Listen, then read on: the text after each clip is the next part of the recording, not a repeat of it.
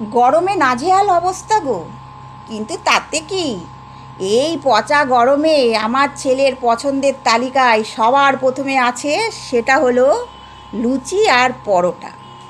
ছেলের আবদারি বলো আর বায়নাই বলো, সেটা মেটানোর জন্যে রান্নাঘরে আজ সিদ্ধ হয়ে আজকে ব্রেকফাস্টে বানিয়ে ফেললাম আলু আর সোয়াবিনের একটা ঝাল ঝাল মিষ্টি মিষ্টি তরকারি, আর তার সাথে বানালাম লুচি।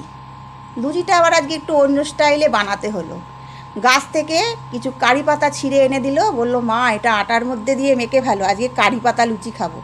তাই আজকে তিনার মন পছন্দ মতন কারি পাতা লুচি ভাজছি। ছেলে যখন ছোট ছিল তখন মনে হতো বাবা কবে বড় হবে, এখন আবার যখন বড় হয়েছে এখন মনে হচ্ছে ছোট ছিল ওটাই ভালো ছিল, অন্তত আমি আমার মন মতন করে তাকে খাবারগুলো খাওয়াতে পারতাম। এই পচা গরমে কে লুচি পাওয়াটা খায় বলো দেখিনি? এই পচা গরমে কি এগুলো খাওয়া উচিত?